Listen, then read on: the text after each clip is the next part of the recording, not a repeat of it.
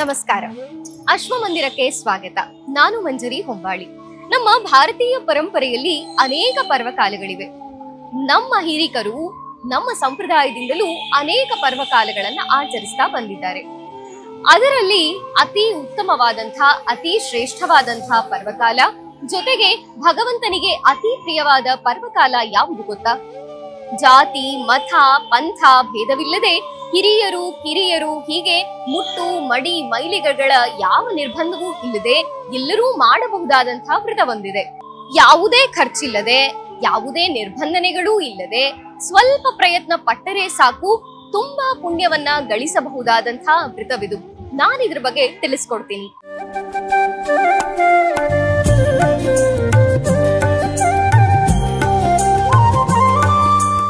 ಕೃಷ್ಣನ ಭಕ್ತರೆಲ್ಲರೂ ತಪ್ಪದೇ ಮಾಡಬೇಕಾದಂತಹ ವ್ರತವಿದು.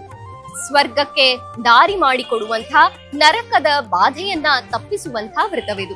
ಜೊತೆಗೆ ಆಸ್ತಿಕ ಪ್ರಪಂಚದವರೆಲ್ಲರೂ ಮಾಡಬೇಕಾದಂತಹ ಕಡ್ಡಾಯವಾದ ವ್ರತ ಅಂತ ಶಾಸ್ತ್ರ ಹೇಳಿದೆ. ಇಂಥ ಪರಮ ಪವಿತ್ರವಾದ ನಮ್ಮ ಸಂಕಷ್ಟಗಳನ್ನೆಲ್ಲ ಕೇವಲ ಈ ಒಂದು ವ್ರತದಿಂದ ಕಳೆದು ಎಲ್ಲ ಫಲಗಳನ್ನು ನೀಡಬಲ್ಲಂಥ ವ್ರತ ಯಾವುದು ಗೊತ್ತಾ? ಅದುವೇ ಏಕಾದಶಿ.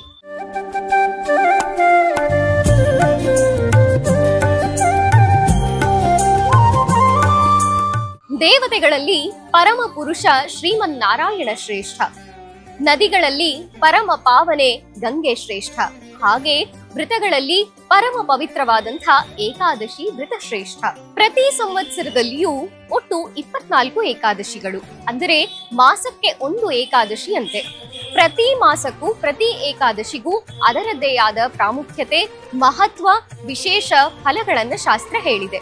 ಹೀಗೆ ಪ್ರತಿ ಮಾಸಕ್ಕೂ ಬರುವ ಏಕಾದಶಿಗಳು ಆಯಾ ಮಾಸದ ಆಯಾ ಫಲಗಳನ್ನ ನಿರ್ಧರಿಸಿ ನಮ್ಮ ಪುಣ್ಯವನ್ನ ಹೆಚ್ಚು ಮಾಡ್ಲಿಕ್ಕೆ ಈ ವ್ರತವನ್ನ ಮಾಡಲಾಗ್ತದೆ. ಈ ಬಾರಿ ಜ್ಯೇಷ್ಠ ಮಾಸದ ಶುಕ್ಲ ಪಕ್ಷದ ಏಕಾದಶಿ. ಈ ಏಕಾದಶಿಯನ್ನ ನಿರ್ಜಲಾ ಏಕಾದಶಿ ಅಂತ ಕರೀತಾರೆ. ಏನಿದು ನಿರ್ಜಲಾ ಏಕಾದಶಿ? ಇದರ ಹೆಸರೇ ಹೇಳುವಂತೆ ನೀರು ಇಲ್ಲದೆ ಮಾಡುವಂತ ಉಪವಾಸದ ವ್ರತ. ಏಕಾದಶಿಯ ನಿಯಮವೇ ಹಾಗೆ. ನೀರು ಮತ್ತು ಆಹಾರಗಳನ್ನ ಸ್ವೀಕರಿಸದೆ ಕೇವಲ ಭಗವಂತನ ಸ್ಮರಣೆ, ಜಾಗರಣೆ ಇತ್ಯಾದಿಗಳನ್ನ ಮಾಡ್ತಾ ಭಗವತ್ ಸಂಕೀರ್ತನೆಯಲ್ಲಿ ತೊಡಗುವಂತಹ ದಿನವೇ ಏಕಾದಶಿ. ಈ ನಿರ್ಜಲಾ ಏಕಾದಶಿಯ ಹಿಂದೆ ಇರುವಂತಹ ಕಥೆ ಏನು ಗೊತ್ತಾ? ಒಮ್ಮೆ ಮಹಾಭಾರತದಲ್ಲಿ ಭೀಮಸೇನನು ವೇದವ್ಯಾಸರ ಒಡನೆ ಸಂಭಾಷಣೆಗೆ ಇಳಿತಾರೆ.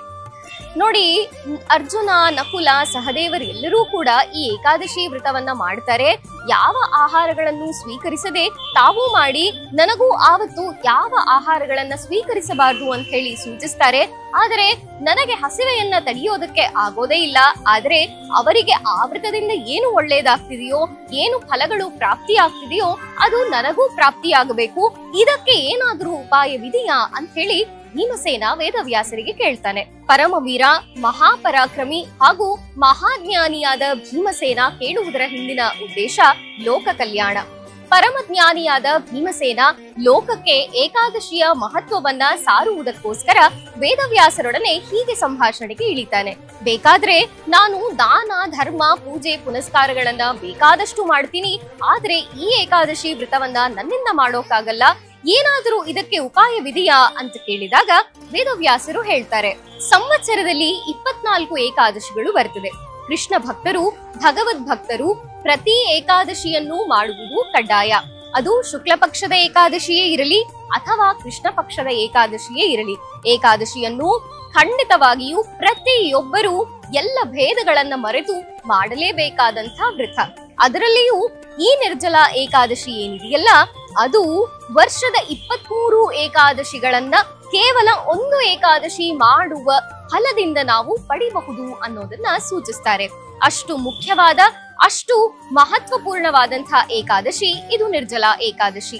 ಅರ್ಥಾತ್ 23 ಏಕಾದಶಿಗಳ ಫಲ ಕೇವಲ ಒಂದು ಏಕಾದಶಿಯನ್ನ ಭಕ್ತಿ ಶ್ರದ್ಧೆಗಳಿಂದ ಮಾಡುವುದರಿಂದ ನಾವು ಆ ಫಲಗಳನ್ನ ಕಳೆದು ಸಂಕಷ್ಟದಿಂದ ಮುಕ್ತರಾಗಬಹುದು ಎಂದು ವೇದವ್ಯಾಸರು ಭೀಮಸೇನನಿಗೆ ಸೂಚನೆಯನ್ನ ನೀಡುತ್ತಾರೆ.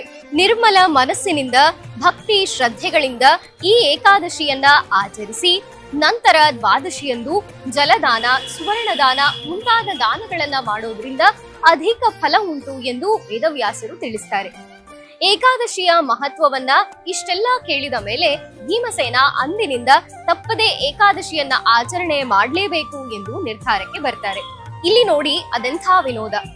ಸಾಕ್ಷಾತ್ ವಾಯುವಿನ ಅಂಶನಾದ ಭೀಮಸೇನನು ಸಾಕ್ಷಾತ್ ವಿಷ್ಣುವಿನ ಅಂಶವಾದ ವೇದವ್ಯಾಸರೊಡನೆ ಹೀಗೆ ಸಂಭಾಷಣೆಗೆ ಇಳಿದು ಲೋಕಕ್ಕೆ ಏಕಾದಶಿಯ ಮಹತ್ವವನ್ನ ಸಾರ್ತಾನೆ.